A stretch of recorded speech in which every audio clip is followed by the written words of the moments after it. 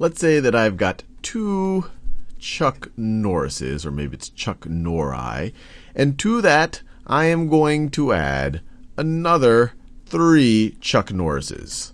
So I'm going to add another 3 Chuck Norrises, and this might seem a little bit obvious, but how many Chuck Norrises do I now have? Well, 2 Chuck Norrises, we can represent this as literally a Chuck Norris plus a Chuck Norris. So let me do that. A Chuck Norris plus another Chuck Norris. 2 Chuck Norrises, you could also view this as 2 times Chuck Norris, and this is just another way of representing it. And 3 Chuck Norrises, 3 Chuck Norrises, you could view that as a Chuck Norris plus a Chuck Norris plus another Chuck Norris. And so we would have a grand total, and this might be very simple for you, but you would have a grand total of 1, 2, 3, 4, 5 Chuck Norrises. So this would be equal to 5 Chuck Norrises. Now let's get a little bit more abstract here. Chuck Norris is a very tangible thing. So let's go to a little bit more of traditional algebraic notation. If I have 2 x's, and remember, 2x, this is what you could do this as 2x's or 2 times x, and to that I were to add 3x's, and to that I would add 3x's. How many x's do I have? Well, once again, 2x's, that's 2 times x. You could view that as an x plus an x. We don't know what the value of x is, but whatever that value is, we can add it to itself. And then 3x's are going to be that value. Let me do that in that same green color. 3x's are going to be that value plus whatever that value is. And so how many x's do I now have?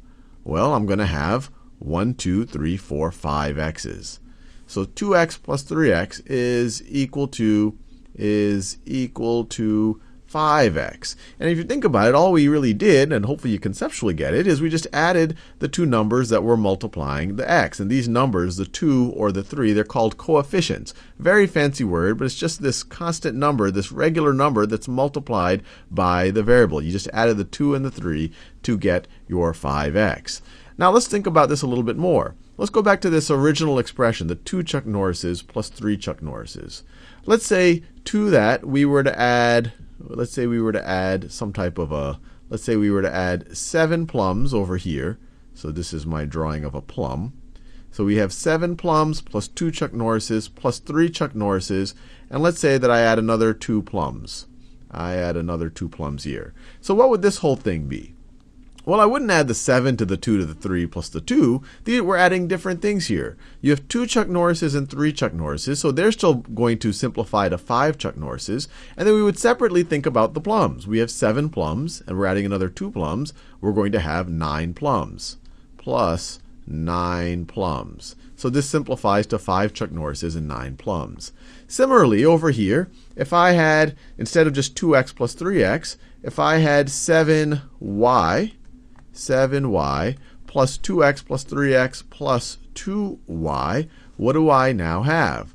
Well, I can't add the x's and the y's. They could very well represent a different number. So all I can do is really add the x's, and then I get the 5x, and then I'd separately add the y. If I have 7 y's, and to that I add 2 y's, I'm going to have 9 y's. If I have 7 of something and I add 2 of something, I now have 9 of that something. So I'm going to have 9 y's. So you add that. Let me do that in a different color. You add this and this, you get that. You add the x's, you get that right over there. So hopefully that makes a little sense. Actually, I'll throw out one more idea. So given this, what would happen if I were to have 2x plus 1 plus 7x plus 5? Well, once again, you might be tempted to add the 2 plus the 1, but they're adding different things. These are 2 x's. This is just the number 1. So you really just have to add the x's together. So you're going to say, well, I got 2 x's, and I'm going to add 7 x's to that.